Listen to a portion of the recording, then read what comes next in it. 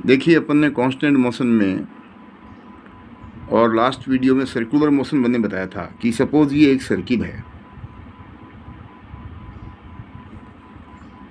और ये ऊर्ध्वाधर सर्किल है, इसकी व्यास जो है ना खड़ी व्यास है ये, और एक फर्श पर इस सर्किल को टिका रखा है इस ऐसे। तो इस सर्किल का सबसे न्यूनतम बिंदु कौन सा है?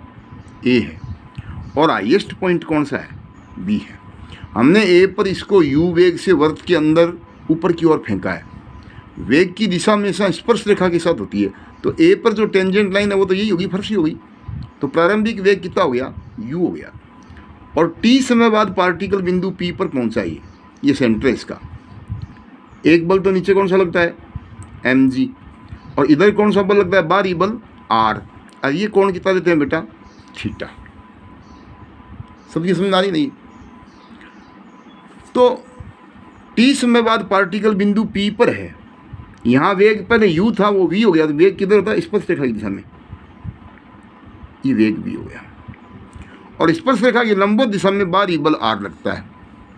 तो आपको जितने भी न्यूमेरिकल सवाल आते हैं सर्कुलर मोशन के, यहाँ आपको दो समीकरण लिखने हैं। एक स्पर्श रेखा की दिशा में गति का समीकरण यानी टेंजेंशियल इक्वेशन ऑफ मोशन। एक तो क्या होगा बेटा? Tangential equation of motion. ये सब याद रखिए क्या होती है? द्रव्यमान इंटू त्वरण का मान क्या था? V d v by d s is equal to बल, यहाँ एम जी है नीचे की तरफ, और ये कौन? थीटा है, तो ये 90 माइनस थीटा हो गया। तो एम जी कोस 90 माइनस थीटा का मतलब साइन थीटा, और माइनस का एम से एम कैंसिल हो गया था। समीकरण नंबर 1 तो ये आता है।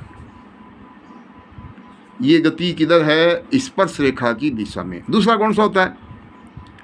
Normal equation of motion. गति का अभिलंबिक समीकरण इस दिशा में। उसमें क्या होता है फॉर्मूला?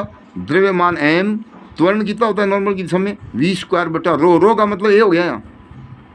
अरे यहाँ रो जो है ना वक्र का त्रिज्या, वो सर्किल की कितनी होती है त्रिज्या? सर्किल की त्रिज्या कितनी मान रखी मैंने? ए मान रखी है त्रिज्या।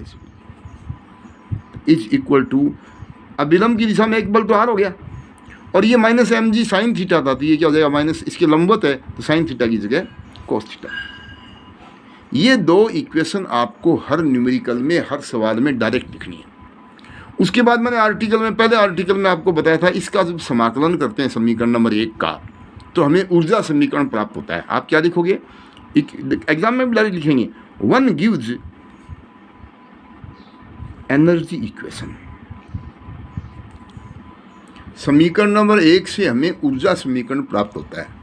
ऊर्जा समीकरण का मतलब क्या होता है? गतिज ऊर्जा में परिवर्तन इज इक्वल टू स्थितिज ऊर्जा। Change in kinetic energy is equal to potential energy. तो काइनेटिक एनर्जी, यहाँ वेग u है, यहाँ वेग v है, तो t समय बाद तो काइनेटिक एनर्जी होगी 1/2 mv स्क्वायर। क्या होगी बेटा? 1/2 mv स्क्वायर, और माइनस प्रारंभिक कितनी होगी? 1/2 mu स्क्वायर, और इज इक्वल टू माइनस ही स्थितिज ऊर्जा होती है mgh। तो mg नीचे की तरफ है ना, तो माइनस का mg, और h कहते हैं हाइट को। हाइट इसकी p से यदि तो यूँ एक लाइन खींचेगा तो ये तो त्रिज्या a है, और उसमें से ये टुकड़ा कम हो जाएगा, तो याद रखिए इसको a minus a cos theta. अरे a तो ये त्रिज्या होगी c से लेके a तक की, और इस पॉइंट को अपन ने n लिया था पर आर्टिकल में, बुक में देखना n, तो cn इस ऊपर वाले छोटे वाले त्रिभुज का आधार हो गया। आधार बटे कर्ण कोस थीटा होता है, तो a cos theta.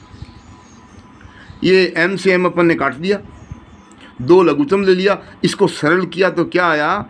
v square बराबर u स्क्वायर माइनस 2ag और प्लस 2ag कोस थीटा। ये फार्मूला याद रखो, हर सवाल में लिखना पड़ेगा।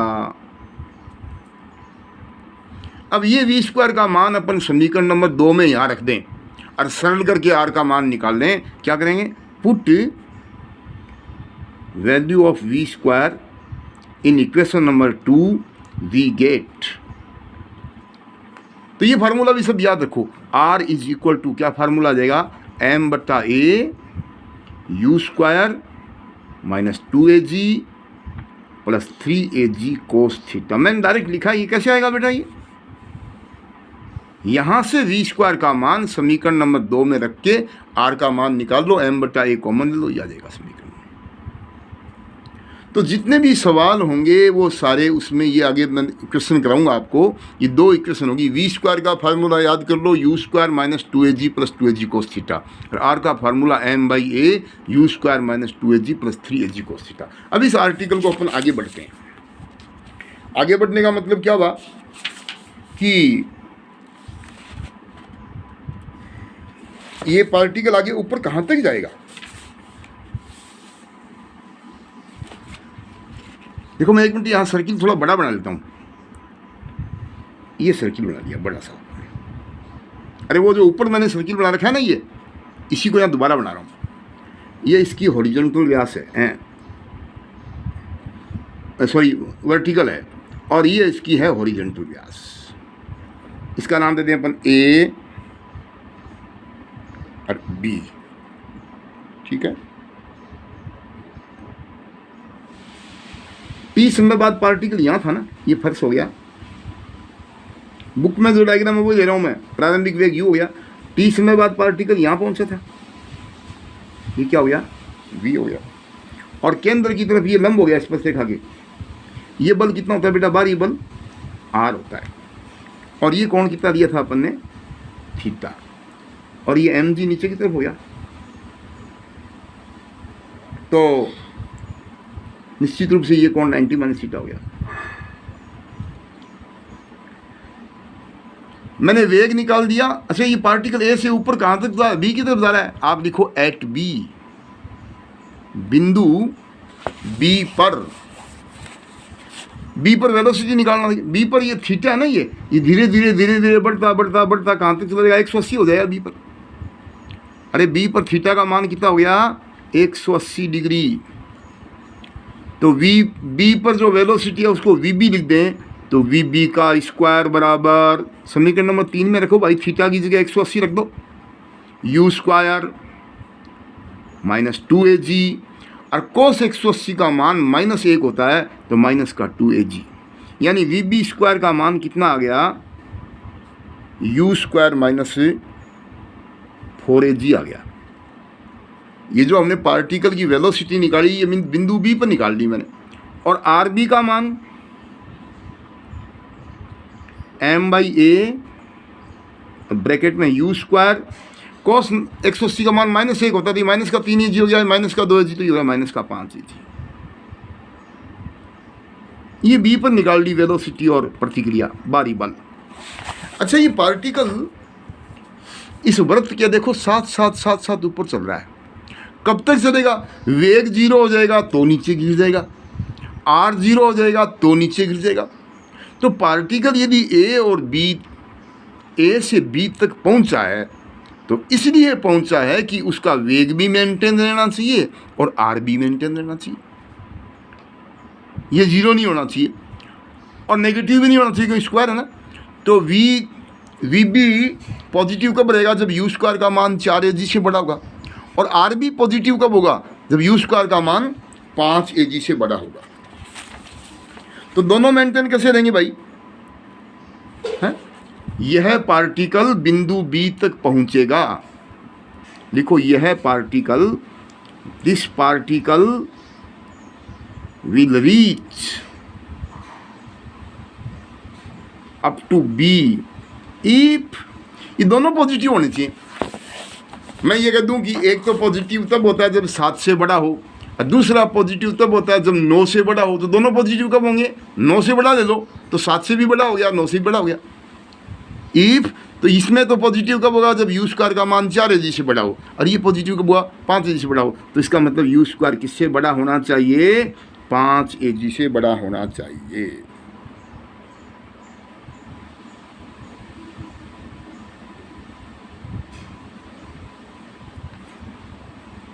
कितना बड़ा होना चाहिए पार्टिकल, 5AG से बड़ा होगा तो VB भी पॉजिटिव होगा और RB भी पॉजिटिव होगा। अर्थात ये पार्टिकल कहाँ तक पहुँचेगा, बिंदु B तक पहुँच जाएगा। और B तक जब पहुँचेगा तो फिर नीचे भी लुढ़क करके आ जाएगा। अर्थात that is particle will complete round along circle. परीक्षा में सवाल आता है कि वो शर्त याद कीजिए जब ये कण इस पूरे सर्किल के एक राउंड लगा लेगा। तो आप यहाँ तक इस आर्टिकल को करोगे। अब देखो बेटा, यहाँ 3 केस हैं, फर्स्ट, सेकंड और थर्ड।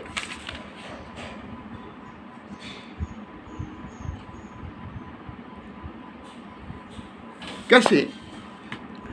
पार्टिकल पूरा राउंड कब नहीं लगाएगा?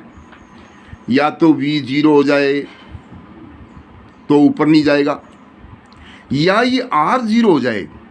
ये वेरिएबल है। प्रतिबंधित गति का मतलब होता है, कांस्टेंट मोशन का मतलब होता है कि कोई पार्टिकल किसी एक्सटर्नल फोर्स में गति कर रहा हो। दोनों ही 0 नहीं होने चाहिए। एक भी 0 हो गया तो पार्टिकल ऊपर नहीं जाएगा। तो अब यहाँ 3 केस कैसे बनेंगे? या तो v 0 हो जाए r से पहले, एक बात, या r 0 हो जाए v से पहले, और या तीसरी केस v और r दोनों साथ साथ 0 हो जाए। तो जब व्हेन v = 0, मान लो v 0 होता है, उस वक्त कोण थीटा का मान मैंने θ1 मान लिया। मैंने क्या मान लिया? जब भी v 0 होगा, मुझे पता नहीं कहाँ 0 होगा, जब भी v 0 होगा, सपोज थीटा कितना है? θ1 है। v 0 होगा तो समीकरण नंबर 3 में चल, 3 इम्प्लाइज। अरे v का मान 0 कर देगा, कब? थीटा की जगह θ1 कर देंगे वहाँ। तो ये समीकरण क्या बन जाएगा? 3 में v का मान 0 का, तो 0 बराबर u² माइनस 2ag और प्लस का v की जगह 0 कर दिया, u² माइनस 2ag और प्लस का 2ag कोस θ1। तो इसका मतलब 2ag कोस θ1 का मान कितना आ गया? कितना आ गया बेटा? इसको 2ag को इधर लिया, u² को इधर लिया, तो ये आ गया 2ag माइनस u², यानी कोस θ1 का मान कितना आ गया? 2ag minus u² upon 2ag। ये मैंने किसका मान निकाला है? उस कोण का मान निकालना है जहां वेग 0 हो जाता है। वेग 0 होता है तब मैंने एंगल कितना मान लिया? θ = θ1। तो आप इस इक्वेशन नंबर 3 में v को 0 करो, तो 0 बराबर u² minus 2ag plus 2ag कोस θ1, और ये इससे कोस θ1 निकाल दिया। ऐसे ही व्हेन r = 0, अब की बार किसको 0 दे रहा हूँ भाई? मैं r को 0 दे रहा हूँ। देन थीटा को मान लिया θ2, मैंने थीटा को क्या मान लिया? तो तू बेटा ऐसा कर, ये r का मान है तेरे पास, इसको 0 कर दे, तो a भी 0 में शामिल हो जाएगा, m भी 0 में शामिल हो जाएगा। तो समीकरण क्या बच जाएगा? u² minus 2ag plus 3ag कोस θ2 = 0। क्या इक्वेशन बचेगा? u² माइनस 2ag और प्लस 3ag कोस θ2 बराबर 0। यहाँ से मान किसका निकाल लो? कोस θ2 का। यह आ गया 2ag minus u² upon 3ag। ये θ2 कौन सा एंगल है? θ2 कौन सा एंगल है? जहाँ r 0 होता है। और पहले अपन ने मान निकाला था कोस θ1 का, वो कितना मान आया था बेटा? 2ag minus u² upon 2ag। ये कौन सा कोण है? जहाँ v 0 हुआ था। तो केस फर्स्ट,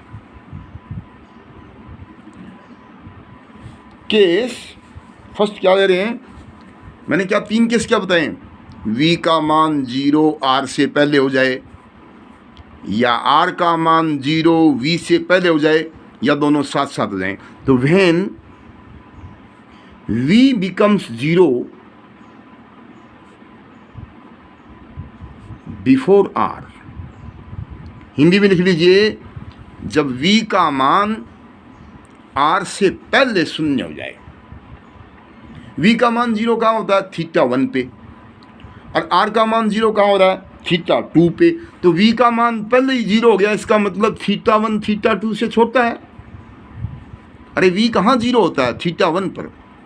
सपोज v तो 0 होता है 40 डिग्री पर और r 0 होता है 60 डिग्री पर, तो v पहले हो गया ना 0, क्योंकि 60 डिग्री तो बाद में आएगी, पहले 40 डिग्री आ जाएगी, तो θ1 इज लेस देन θ2।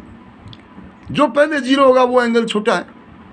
दोनों के कोस लगाना बेटा, इंप्लाइज कोस θ1 ये ग्रेटर देन हो जाएगा कोस θ2। कोस की क्या विशेषता होती है? कोस का इष्ट मान 10 डिग्री पर होता है और कोस का सबसे नीचे मान जो है वो 180 होता है। तो कोस में जितना एंगल छोटा है उतना ही मान बड़ा होता है। तो θ1 θ2 से छोटा है तो कोस θ1 कोस θ2 से क्या हो जाएगा? बड़ा हो जाएगा। इम्प्लाइज कोस θ1 का मान रख भाई, ये रहा कितना है 2ag minus you square upon 2ag, बड़ा है किससे? कोस θ2 का मान कितना है 2ag minus you square upon 3ag से। इसको सरल करें, एजी से एजी कैंसिल हो गया, एजी से एजी क्या हो गया? कैंसिल हो गया। तो समीकरण क्या बचेगा? 3 को गुणा कर देते से implies 6ag minus 3 square greater than 2 को उधर से गुणा कर दे 4ag माइनस 2u स्क्वायर। यूँ कर बेटा माइनस के 3u स्क्वायर को उधर ले जा, 4ag को इधर लिया तो क्या आ गया? इम्प्लाइज 6ag में से 4ag घटाया, क्या आया? 2ag इज ग्रेटर देन, ये माइनस का 2u स्क्वायर, ये प्लस का 3 स्क्वायर तो u स्क्वायर।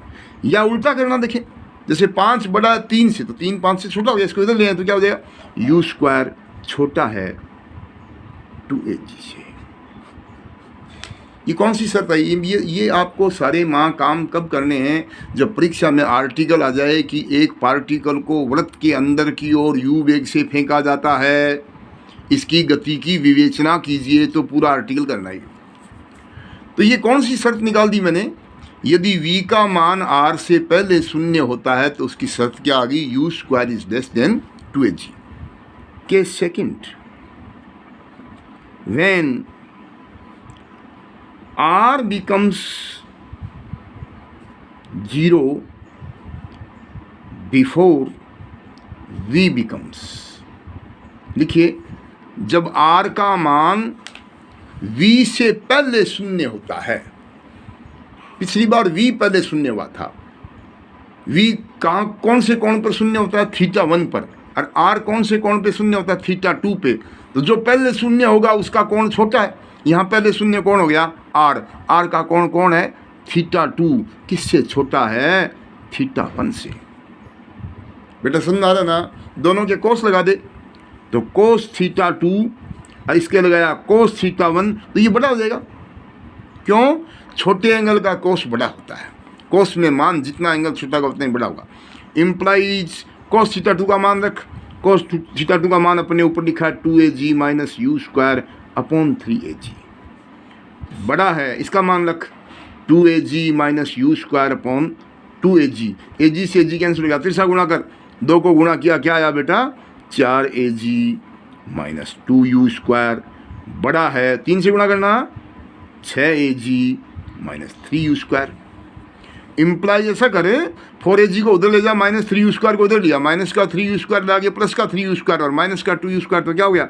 u स्क्वायर, बड़ा है किससे? 6ag में से 4ag घटाया, कितना आ गया? 2ag से। ये शर्त आ गई। ये ऊपर वाली शर्त किसके लिए आई? v का मान r से पहले शून्य कब होता है? जब u स्क्वायर 2ag से छोटा है। ये जब r का मान v से पहले शून्य होता है तो क्या शर्त आ गई? u square is greater than 2ag। और केस थर्ड लिखो, जब v और r दोनों एक साथ शून्य होते हैं, when v and r becomes 0 at same time, एक साथ शून्य होंगे तो θ1 बराबर क्या आ जाएगा? θ2। तो कोस θ1 बराबर क्या आ जाएगा? कोस θ2। यहाँ बराबर का निशान लगाएगा तो ये बराबर आ जाएगा। सरल करेंगे, कोस θ1 का मान रखो, कोस θ2 का मान रखो, तो क्या कंडीशन आ गई? u square is equal to 2ag। ये बेटा आज मैंने पूरा आर्टिकल आपका करा दिया है। पूरा आर्टिकल क्या हुआ कि सर्कुलर मोशन है, किसी पार्टिकल को वृत्त के सबसे नीचे के बिंदु से ऊपर की ओर भेजा जाता है तो प्रतिबंधित गति की विवेचना कीजिए। Discuss the motion. तो आपको टेंजेंशियल इक्वेशन लिखनी है, नॉर्मल इक्वेशन लिखनी है। टेंजेंशियल इक्वेशन को सीधा लिख देना, सरल करने पर ऊर्जा समीकरण आता है तो ये फार्मूला आ जाएगा। v² का मान रखा तो r का मान ये आ जाएगा। अब बिंदु B पर हमने VB और RB निकाल लिया, ये इसका निष्कर्ष आ गया। उसके बाद V0 होता है θ1 पर, V कहाँ जीरो हो रहा है, थीटा बराबर θ1 पर। R0 कहाँ हो रहा है, θ2 पे। तो cos θ1 का मान निकाल लिया, cos θ2 का मान निकाल लिया, 3 केस ले लिए, एक आर्टिकल पूरा हो गया। लेकिन इस V और R में से दोनों में से कोई भी एक पहले शून्य हो गया तो पार्टिकल क्या करेगा, वृत्त को छोड़ देगा, और वृत्त को छोड़ेगा तो फिर नीचे गिरेगा। उस गति का एक आर्टिकल शाम को कराएंगे कि वृत्त को छोड़ने के पश्चात कण की गति। देखो डायनेमिक्स के ये टॉपिक थोड़े बेटा और किताबों से टफ होते हैं तो मैं थोड़ा थोड़ा पढ़ा रहा हूँ। अपने पास पूरा टाइम है, मैं मई में भी पढ़ाऊँगा, पूरा अप्रैल पूरा मई। आपको 20 मिनट का एक वीडियो देता हूँ, उसको घर पे नोट कर लिया करो और सवाल साथ साथ किया करो, ठीक है? ओके।